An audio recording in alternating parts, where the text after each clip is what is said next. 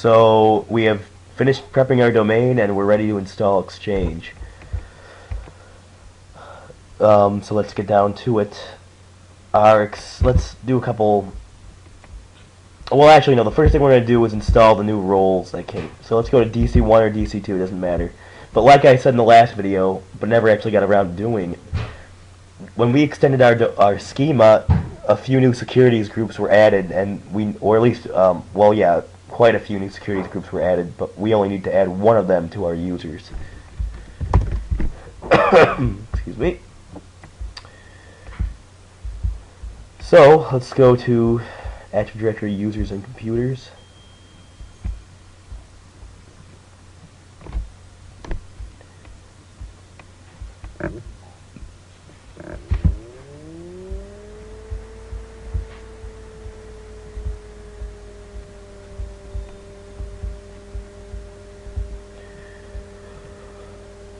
Okay, if you scroll through this list, you'll see that there are a few more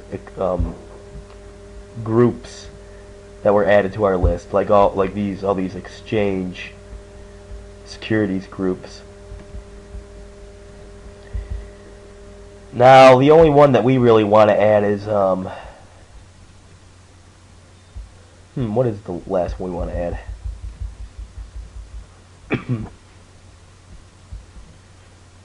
It's this one right here, Organization Management, which didn't exist before we extended our schema. So we're going to double click that. And there. I'm going to do this with both users because I do maintenance as both these users. And it looks like the person who extended the schema automatically became part of the organization management group. So it'd be wise to memorize, or at least keep in mind, that these 5 permissions excuse me, are necessary for installing Exchange: domain admins, enterprise admin, group policy creator owner, organization management, and schema admins. All very necessary for installing Exchange. Okay, so now that we've checked that, let's go to our Exchange server.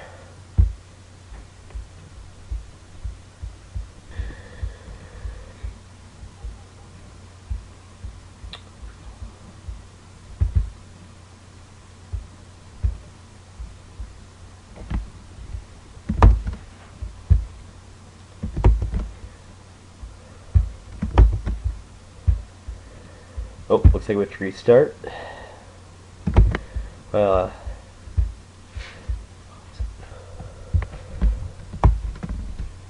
Okay, pause it again while we did those updates.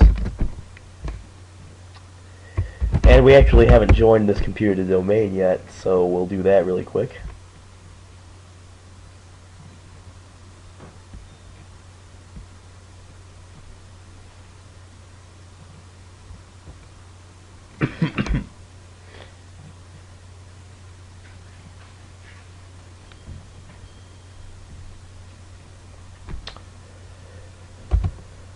So to add things to a domain, as we've done before, you go to System, Advanced System Settings,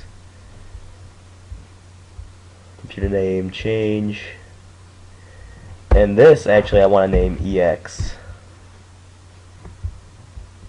Get a member of.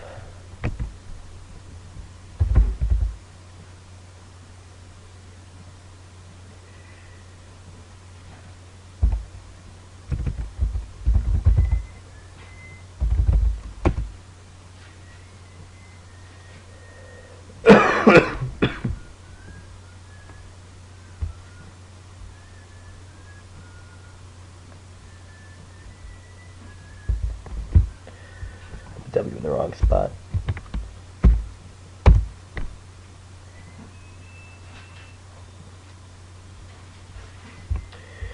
Now I think this is the same problem we were having before. Let's go ahead and check our DNS settings.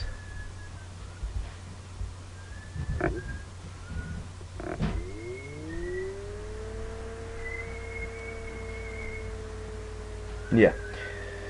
So I'm not pointed, my DNS isn't pointed at the one of the two domain controllers, so it's not going to find initial.wen.com. So let's go ahead and make the primary DNS server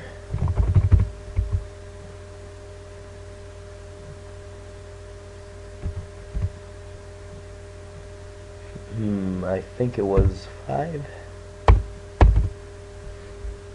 Well, let's try it again.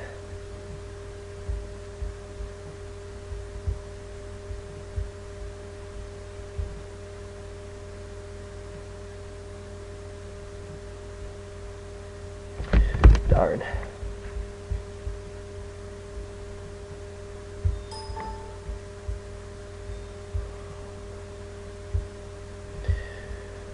vSphere is doing that thing where if you close a console window, you won't be able to reopen it, which is too bad. It's really annoying.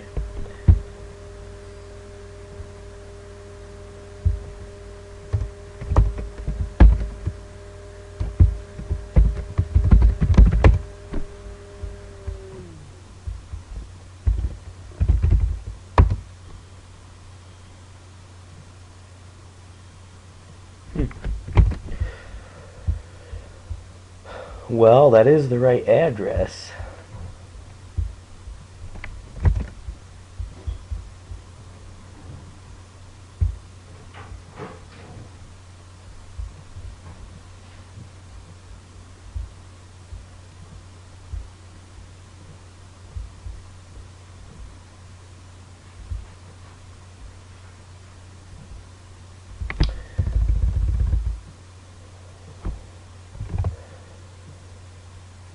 Huh, maybe I forgot to click OK. Anyway, let's just use the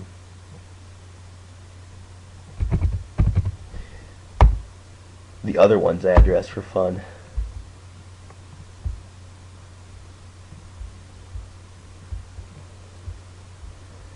Now it should find it, as long as I have it spelled correctly. Weird. Let's see if that took.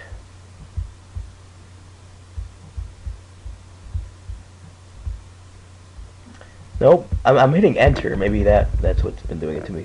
I'm gonna use the first one again because I know that one's correct. Click OK. Okay, I think that was automatically set to no, and I was just clicking enter, so that's why it wasn't taking effect. Let's find out. Yeah, there we go. So enter the credentials of one of your domain administrators, and we're in. Okay, I've also changed the computer name to something more relevant. We'll restart the computer. We'll wait till this is done. Okay, so now we're going to actually, well, what I'm going to do is create a user for the Exchange server. You know what, second thought, no I'm not. I have two perfectly good users. I'm just going to use one of those. So, anyway, I want to log in as a different user. Let's log in as David.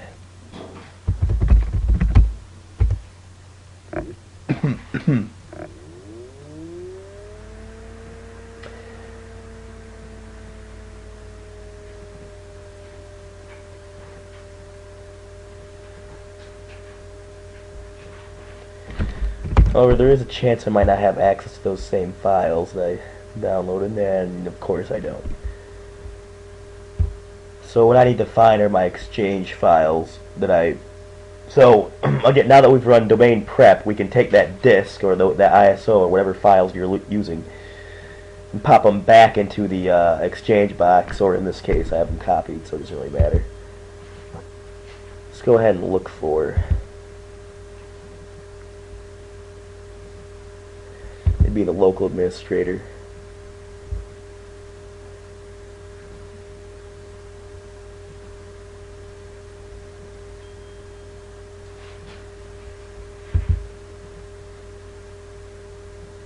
And Excuse me, there it is. I'm going to go ahead and copy this.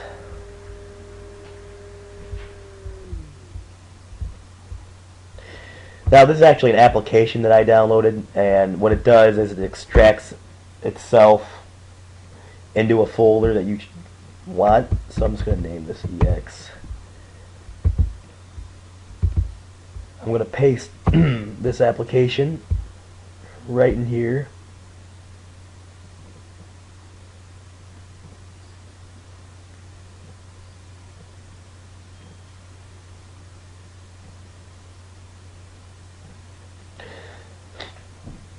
It's taking longer than I thought.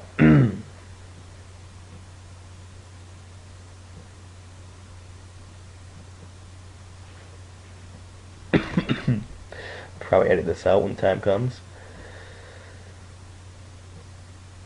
Okay, so here it is. So we're going to run it.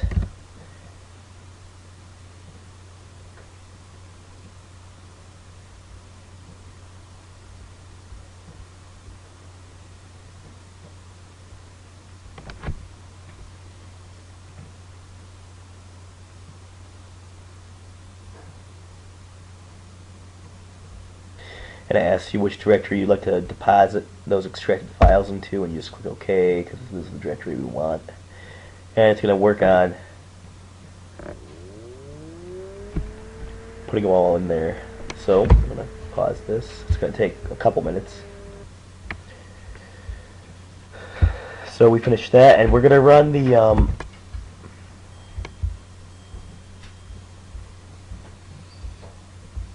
we are going to run the setup application at the bottom of this file. Excuse me.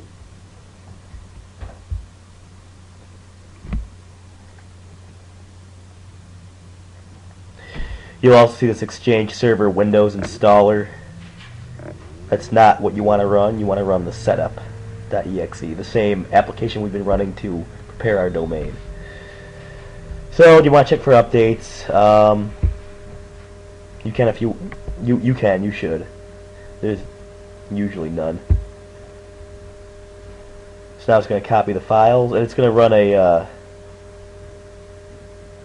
prerequisite check here, I believe. Or actually, no, there's some more of the wizard I need to go through first.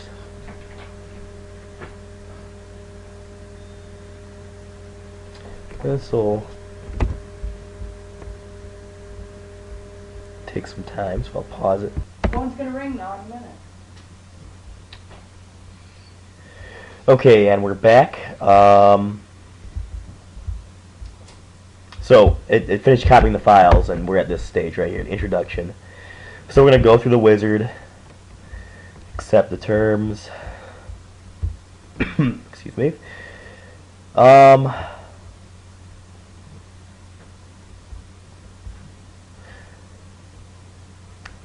going to use recommended settings in this case.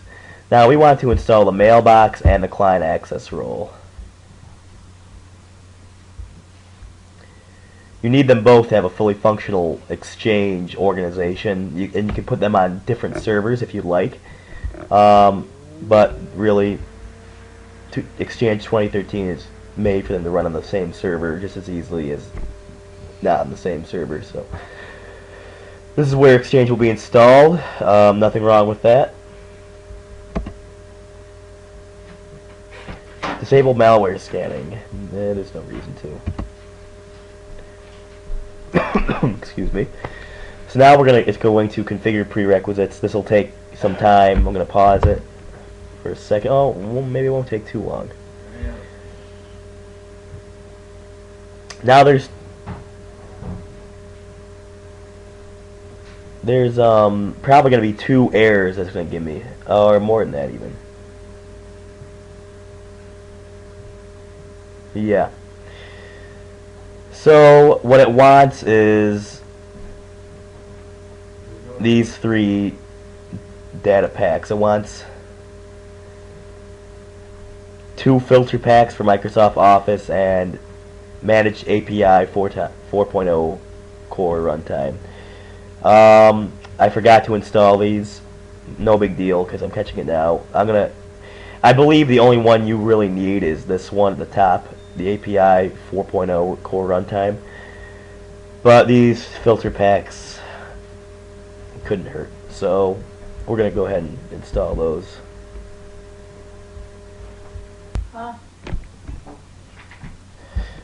Okay, so we're downloading the, or actually we just downloaded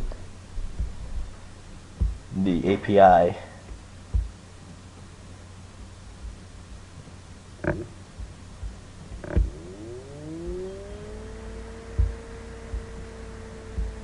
So we're going to run that.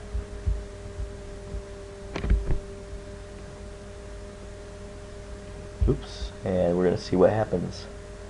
We're going to try finishing the installation without the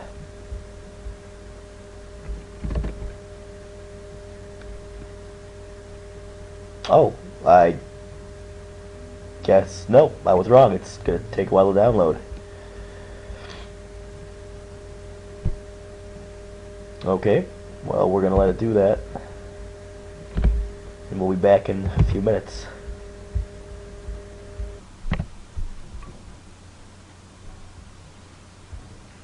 Okay, so we're back for what's hopefully the last time. And our download is completed. We're going to run it.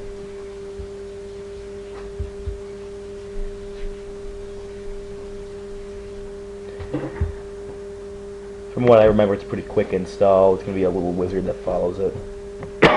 Excuse me. Right here.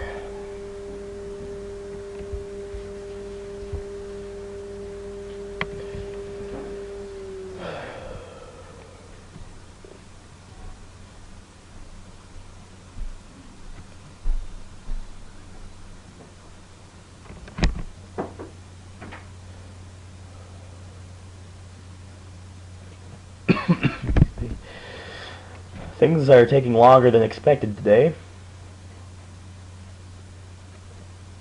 Okay, there we go. Okay.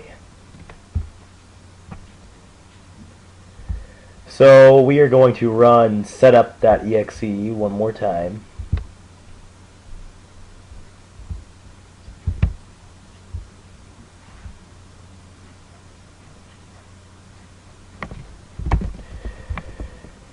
And I'm going to pause this, run through the wizard again, so...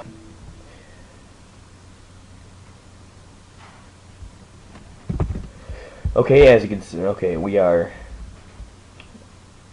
where we left off the first time. So